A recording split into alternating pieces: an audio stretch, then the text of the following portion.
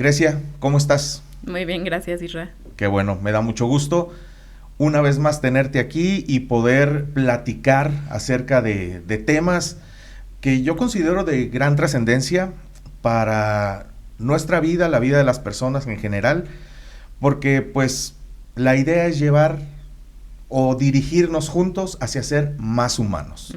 Para ti, ¿qué es ser más humano, por cierto? Porque así se llama tu concepto, tu proyecto, ¿no? ¿Cómo lo definirías? ¿Cómo hablarías de esto? Pues creo que es un conjunto de varios conceptos que he ido como acumulando o reflexionando a lo largo de mi propia historia, pero también de acompañar a otros en sus historias. Ok. Principalmente es como yo veo en la sociedad y en mis pacientes, por ejemplo, esta tendencia un poco robótica abordando la vida así como... Okay, bien. O sea, como que se pierde esta humanidad en cuanto se vale ser imperfectos, tenemos traumas, tenemos emociones, tenemos pensamientos, nadie lo tiene todo resuelto, o sea, todos estamos en este proceso de aprender, desaprender, la vida siempre trae... Hay riesgos, cosas hay fracasos, inesperadas y como que hay una, no sé, creo que se está disolviendo en estos tiempos, pero pareciera que hay como una necesidad de siempre saber cómo manejar las cosas.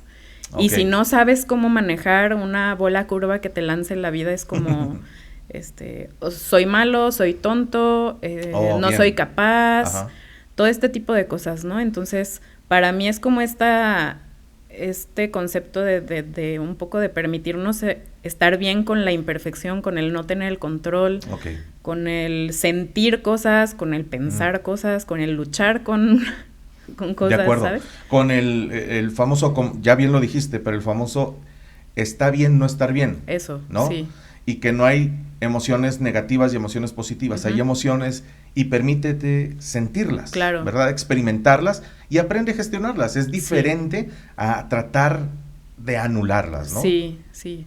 Eso es más o menos como a grandes rasgos lo que para mí es ser más humano, o sea, permitirte pues navegar la vida como va sucediendo, claro, a lo largo ir adquiriendo herramientas y sanando y todo, pero nunca lo vamos a tener todo resuelto. O sea, no, porque la vida no es estática, ¿no? Y hay altas y bajas.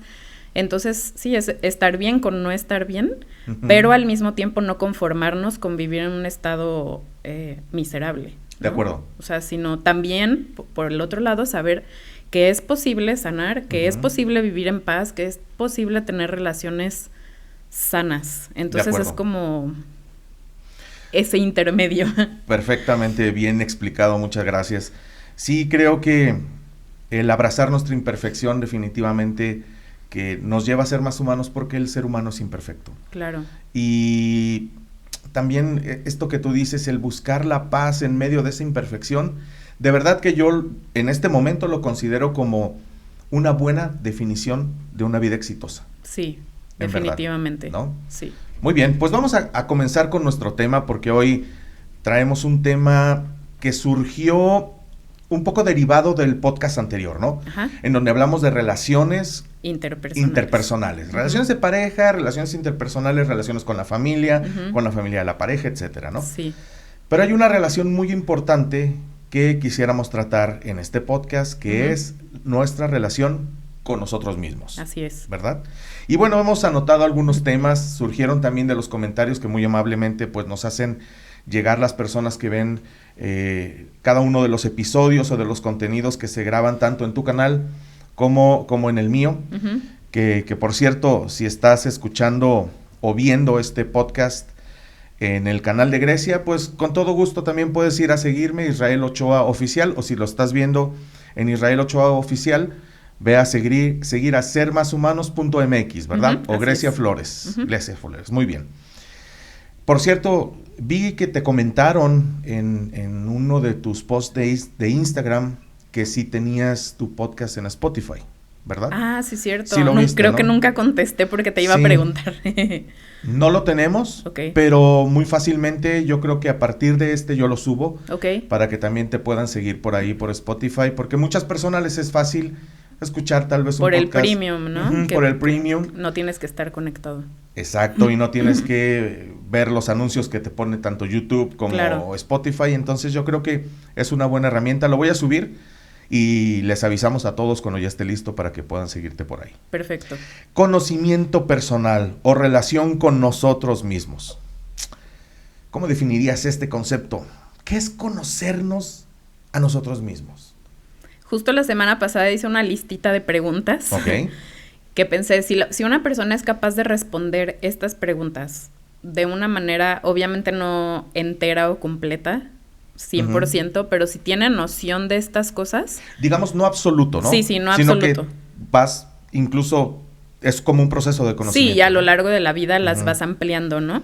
Tiene que ver con el conocerse a uno mismo. Puede resultar extraño porque es como si yo vivo conmigo y me conozco. Ajá, y sí, como una persona me comentó en un video que claro que los papás conocen a sus hijos 100% porque viven con ellos. Y yo, si así fuera, no pasarían muchas cosas que suceden, ¿no? O sea, podemos convivir todo el tiempo con una persona y realmente no. Podemos predecir sus reacciones, podemos predecir ciertas de sus acciones, su rutina, que si le digo esto ya sé que va a reaccionar de cierta forma. Okay. Pero conocer sus gustos, un poco de su personalidad, ¿no? Pero internamente lo que esa persona vive, no. O sea, ¿cuántas veces hemos visto personas que aparentan ser súper confiadas o seguras de sí mismas y por dentro mueren de miedo todos los días. Un cachorrito asustado, ¿no? Sí, de acuerdo. O al revés, también hay personas que podrían parecer como muy serias o muy hacia adentro y nos podría dar la impresión de que no saben relacionarse o lo que sea, pero realmente tienen seguridad en sí mismos. Entonces podemos conocer la apariencia, las reacciones, todos tenemos cierta predecibilidad, no sé cómo, predictibilidad. Ajá. Somos predecibles de cierta forma para las personas que están a nuestro alrededor, pero eso no significa conocer. Ahora, los demás conocernos a nosotros. Conocernos a nosotros mismos tiene que ver con, para mí, conocer tu historia. O sea, entender por lo menos a grandes rasgos, las cosas que viviste y cómo te han formado. Bien. Porque necesariamente las cosas que vivimos, aunque no sean desgracias, aunque no sean cosas terribles, aunque no sean traumas, van creando nuestro sistema de creencias, van creando nuestra personalidad, van creando nuestro carácter, van... pues son a partir de esas cosas reaccionamos y nos convertimos en algo. Claro que también tenemos características con las cuales ya nacemos, ¿no? Pero hay otras que se desarrollan. Entonces, a grandes rasgos es conocer nuestra historia y cómo esta historia nos ha formado. Esa es una parte importante de conocernos a nosotros mismos, conocer nuestro sistema de creencias de cierta forma. Cada vez pues la vamos descubriendo más, como tú sabes si has estado en un proceso de terapia. Así es. Tú sabes que de repente es como, no sabía que pensaba eso. De acuerdo. O no sabía que creía, o sea, no sabía que me basaba en ese concepto para tomar decisiones. Así es. Sí, una de las cosas que me ha sucedido a mí en la experiencia personal en terapia es que he sido consciente de mi diálogo interno. Eso precisamente es una parte muy importante de conocernos a nosotros mismos. Sí, porque vas por la vida en automático o vas por la vida actuando de cierta manera y nunca cuestionas por qué. Así es. ¿Por qué trabajo? ¿Por qué actúo? ¿Por qué me muevo de esta manera en la vida, no? ¿Por qué reacciono así? ¿Por qué tomo ciertas decisiones? Así es. ¿Por qué tengo ansiedad cuando no puedo explicar o no hay nada en mi vida que aparentemente, pues, me genere ansiedad porque tengo ansiedad por mi diálogo interno? Claro. Una de las cosas que a mí me sucedía, lo comparto de manera muy personal, es que tengo un sentimiento de insuficiencia. O sea, que lo que yo hago nunca es suficiente. Entonces, al final de cada día de mi jornada de trabajo, experimento ansiedad porque para mí lo que hice no fue suficiente. Y eso yo no era consciente. Simple y sencillamente experimentaba frustración, ansiedad. Y en el proceso de terapia he podido descubrir. Cuenta. Exactamente. Y no es que estaba allí. Y lo aprendí durante mucho tiempo por las condiciones laborales que yo tenía. por lo que otras personas me hacían sentir o como yo lo interpretaba, lo que me decían, y generé este diálogo interno en donde me convencí.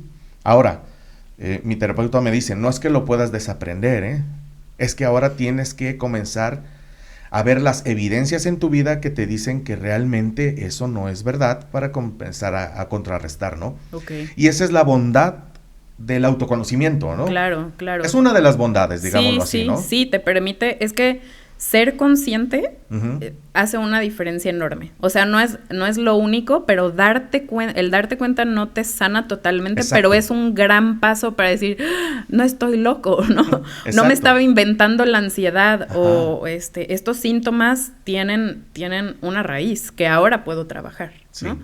Sí. O estas reacciones en mi vida o estos patrones de conducta tienen una razón de estar ahí. No es que nací para tener relaciones tóxicas toda la vida. Tengo relaciones tóxicas porque me relacioné de esta forma con mis papás, o porque tengo este sistema de creencias, o porque creo esto acerca de mí mismo.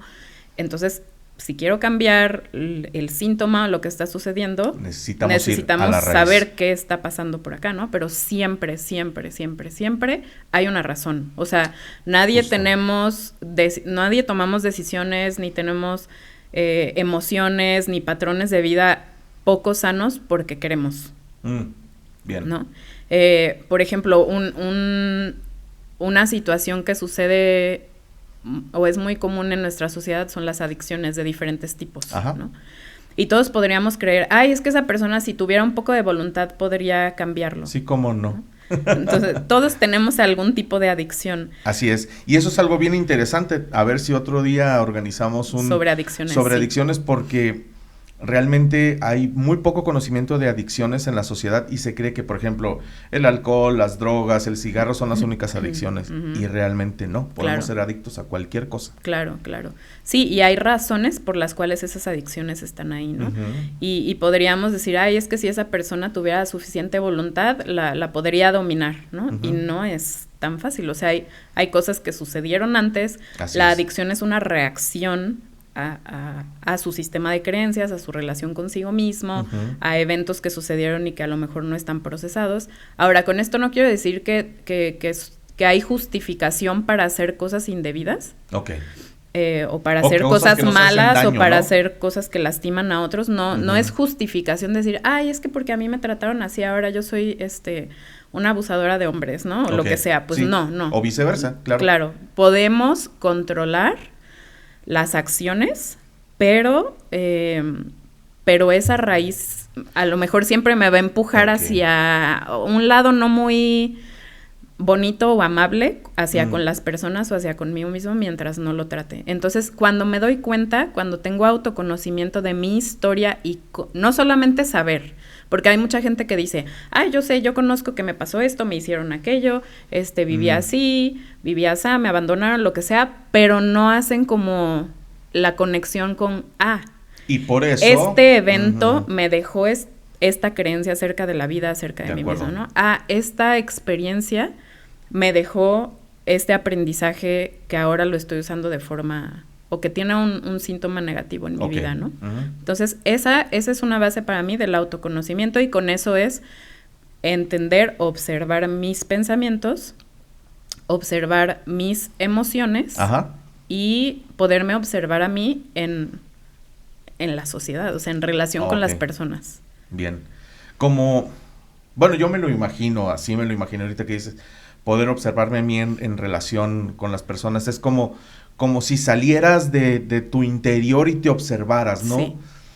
Hace tiempo yo estudié algo llamado la ventana de Johari. No sé si la ubicas. De las cuatro... De los cuatro áreas. 4 áreas, que es... Hay cosas que solo yo sé de mí mismo. Hay cosas que solo los demás ven en mí mismo. Y hay cosas... que yo sé y otros que saben. Yo sé y otros saben. Y hay cosas que ni yo sé, ni los demás saben de mí mismo, ¿no? Y ahí se lo asignan como que solamente el poder superior, solamente Dios sabe de mí, ¿no? Te puede revelar eso. Exactamente. Y creo que esto nos llama o nos da una muestra de que no solamente es observarnos a nosotros a través de nuestros propios ojos, ¿no?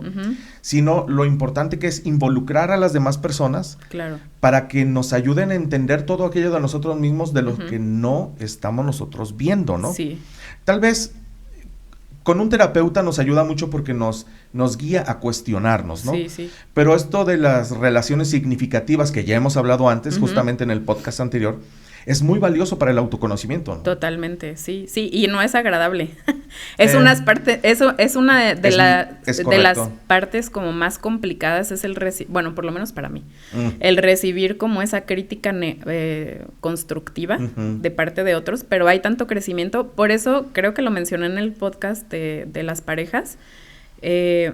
Para mí, una de las formas o de las invitaciones de la vida más grandes a crecer es estando en una relación de pareja, porque ahí te refleja muchas cosas, o sea, ¿quién más que una pareja, como para una pareja sana, ¿no? Sí, claro. Para reflejarte esas cosas que a veces otros ven, pero nosotros no vemos, ¿no? O sea, yo le he dado la libertad a mi esposo de decirme, oye, esa reacción que tuviste con tal persona estuvo un poco, no sé, fuiste grosera, extraño, ¿no? Sí. Y para mí es como, o sea, no me gusta escucharlo, pero es, tal vez tiene razón y sé que lo dice por mi bien, ¿no? Pero si él no me lo dijera o otra persona cercana no me lo dijera, a lo mejor yo ni me doy cuenta que fui grosera con X persona o que lo que hice se podría traducir de una forma diferente a la que yo tal vez lo intenciono, ¿no? Así es. Entonces, sí, esa parte de permitir a otros, y yo lo he dejado como tarea en algunas de las terapias con mis pacientes, es si realmente quieres saber cómo te ve la gente o por qué te tratan de cierta forma, pregúntales. O sea, pregúntales qué ven, pregúntales cómo te perciben, ¿no? Si estás dispuesto a escuchar. Sí, claro, sí, claro. Y también procurar hacerlo con personas que sabes que te estiman, sabes que te aman, y que pueden ser sinceras, ¿no? Sí. También dar esa libertad. Sí. Sí, definitivamente. A mí, yo recuerdo antes de mi vida de yendo a terapia, mi esposa me decía que yo creaba problemas donde no necesitaba ver. Ya, cómo me caía gordo que me dijeran eso, me molestaba bastante.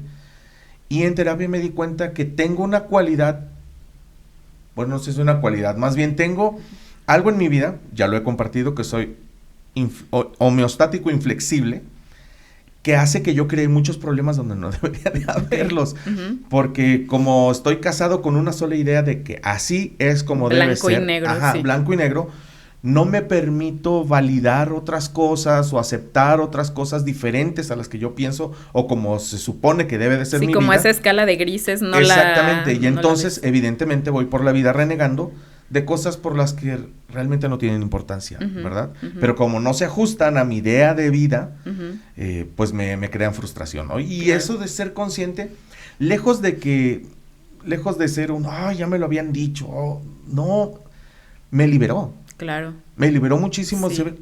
Por eso vivo frustrado. Claro. Porque soy un inflexible. Y la inflexibilidad en este caso de la vida no está bien porque es una falsa sensación de confianza, más bien una falsa sensación de control. Sí. Y me causaba muchos problemas internos y con las demás personas. Entonces, una vez que he aprendido, soy inflexible, te relajas. Sí. O sabes qué batallas elegir y cuáles dejar ir, ¿no? De repente ya cuando me encuentro frustrado en algún momento del día digo, ¿por qué estoy frustrado? ¿Es mi inflexibilidad o realmente hay algo valioso, algo que realmente importa que me tiene así? Me permito sentir la frustración porque ya hablamos que no somos robots y eso, no permitirte sentir las emociones es grave. Claro. Valido mi frustración, pero después la cuestiono, ya que me doy cuenta que si es por inflexibilidad, gestiono mi inflexibilidad. Y ya adiós frustración. Exactamente. Claro. Ahorita que estabas hablando, Grecia, acerca de todo tiene una raíz, todo tiene una razón de ser, nuestra historia de vida y todo lo que hemos sufrido, pues nos moldea, ¿no? Nos define en cuanto a cómo vivimos. Estábamos dialogando antes de empezar este podcast acerca de la película de La ballena, The Whale. Y yo creo que es justamente, lamentablemente muchas personas se perdieron de ver la raíz. De ver más allá de lo que se mostró ahí, sí. De ver más allá de la adicción a la comida de Charlie. Y no darse cuenta, o sea, solo la calificaban, no, esto... muestra la gordura y es gordofóbica, cuando realmente para mí fue muy interesante ver un comportamiento así, pero toda la historia que nos contaron nos explicaba mucho el por qué Charlie estaba allí. Sí. No, y de los 5, ¿cuántos son? Personajes principales. Sí, como no, la yo hija, podría la esposa, decir, ¿no? sí. Este estaba accionando así por esto. Entonces, digo, es más notable, ¿no? El protagonismo de Charlie, pero todos tenían su historia. Sí. El chavo misionero religioso, la hija y sus comportamientos, la esposa, sí. La amiga. La amiga que lo cuidaba y el mismo Charlie, todos una historia de por qué estaban allí atrapados en esas dinámicas. Sí. Digo, tristemente nos toca ver los últimos días de vida de Charlie a consecuencia de algo que él no fue capaz de tratar, pero que al final mostró su voluntad para intentar arreglar algo, por lo menos con una persona, con su hija, ¿no? Sí, definitivamente ahí podemos ver, y hay un concepto muy equivocado, por ejemplo, en ese caso Charlie era un adicto a la comida, ¿no? Sí. Podemos ver claramente un círculo vicioso ahí entre sentía una emoción, frustración, lo que sea, se daba un atracón, ¿no? Tenía una razón por la cual darse un atracón. O sea, se dio varios ahí cuando la hija le hizo tal cosa. O sea, hubo varios en los que se ilustra la adicción y en donde siempre también hay un codependiente que era la amiga de yo solamente soy la única que te puede ayudar y ella le proveía, lo quería salvar, pero al mismo tiempo le proveía de la comida no sana. Que calmaba, ¿no? Sí. Pues... Pero al final veíamos cómo él no estaba siendo capaz de lidiar con el dolor de la pérdida que tuvo, o lidiar en general con las emociones, ¿no? Ahí con la hija logró relacionarse de una forma diferente por este deseo de hacer algo bien en su vida, como él lo dijo, ¿no? Pero la adicción seguía estando ahí y tenía una razón de estar ahí.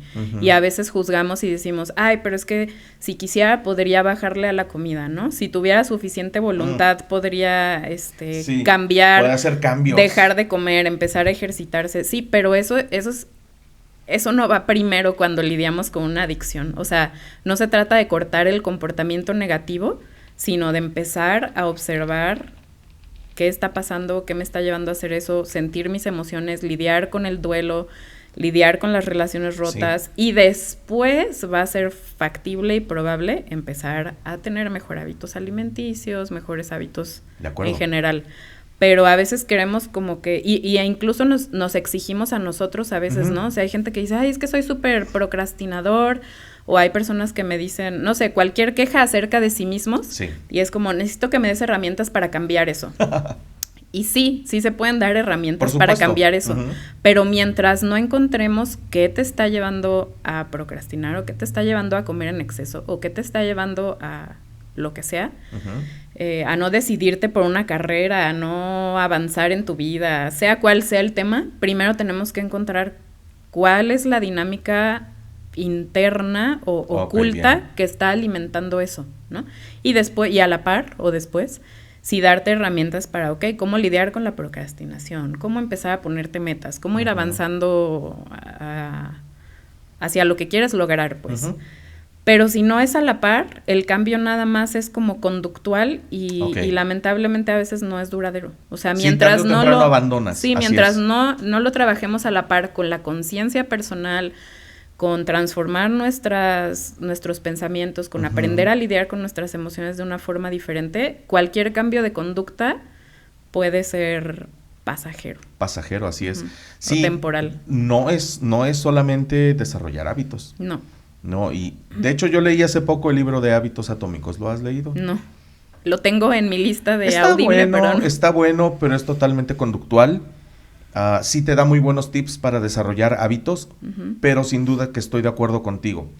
Si no vamos desarrollando una jornada de autoconocimiento y entendiendo las raíces de mis malos hábitos, difícilmente los vamos a abandonar. Difícilmente, porque allí están. Tú lo ilustrabas muy bien cuando te escuché en una conferencia de adicciones, que realmente es como nada más podar las ramitas, las hojitas del árbol, y tarde o temprano nosotros sabemos que si podamos una planta, le damos más fuerza para volver a crecer. Crece más fuerte, crece más frondosa, con más follaje y pues es una como analogía de lo que pasa cuando tratamos de hacer un cambio solamente conductual. Sí. Si no abordamos todo las raíces, ¿no? Claro. Incluso cambiamos hasta de suelo. Sí. No, y los cambios conductuales tienen su valor y son muy importantes. Y es que cada caso es diferente, ¿no? Hay personas que me llegan, por ejemplo, con ansiedad o depresión. Con ellas a veces hay que hacer primero cambios de hábitos que están contribuyendo a los ataques de ansiedad, que están contribuyendo a las bajas de depresión. Por ejemplo, hábitos alimenticios, hábitos de sueño, todo ese tipo de cosas. A veces hay que tener un abordaje un poquito más conductual para después poder ir a la raíz, ¿no? Okay. El punto no es que viene primero, sino tener un abordaje holístico o integral. Y cada rama, por ejemplo, o cada corriente de la psicología puede abordar desde diferentes lados. Lo que yo te diría es, si has estado siempre con un conductual con el que no exploras la parte interna, pues ahí a lo mejor va a llegar un momento en el que ya no es muy eficiente, ¿no? O si estás siempre con alguien, con un psicoanalista que explora solamente la raíz, y no lo lleva a la parte conductual, pues también... entiendo muy bien lo que pasó en mi infancia, en mi historia, pero ahora ¿qué hago, no? Entonces, sí es importante, por lo menos para mí mi recomendación es trabajar con terapeutas que trabajen como esa, de una forma integral, pues. Integral, de acuerdo. Grecia, antes de iniciar a grabar, estábamos platicando y anoté una frase que dijiste y que me llamó mucho la atención, que tiene que ver con este autoconocimiento y con una jornada de no solamente conocernos por conocernos, sino con el objetivo de avanzar, de crecer, de sanar. Tú dijiste, todos tenemos voluntad para comenzar a sanar o comenzar a desarrollar más voluntad. Sí. ¿Crees tú eso firmemente? Sí, claro. Es que hay personas que dicen, como yo no tengo suficiente voluntad, o es que he intentado muchas veces y no puedo, o no tengo la fuerza para esto, ¿no? Okay. Y todos, o sea, la voluntad es una parte, no sé cómo decirla, pues, que todos tenemos, igual que tenemos cuerpo, igual que tenemos mente, igual que todos tenemos voluntad, que es la capacidad de tomar decisiones. En muchas personas la voluntad no está ejercitada, o sea, yo siempre les digo, la voluntad es como un musculito, ¿no? Personas que vivieron, por ejemplo, que lo hablamos la vez pasada, con padres muy sobreprotectores en los que no se les permitía tomar decisiones, o sea, incluso hay niños que no se les permite tomar decisiones de cómo vestirse o qué comer o qué elegir, pues no ejercitas mucho tu voluntad, ¿no? O donde no se te permite decir no, por ejemplo. Yo crecí en un ambiente como muy controlado en mi infancia, en donde todo era esto sí, esto no, esto está bien, esto no está bien, debes hacer esto, para ser una buena persona tienes que hacer aquello. De acuerdo. Entonces no se permitía mucho ejercer tu voluntad de decir, yo quiero esto, a mí me gusta aquello, yo me quiero vestir así, yo quiero escuchar. Entonces, en momentos yo sentía como que no tenía la capacidad de decidir, o que mis decisiones estaban siempre basadas en lo que se esperaba de mí. Pero al final era una decisión acceder a eso.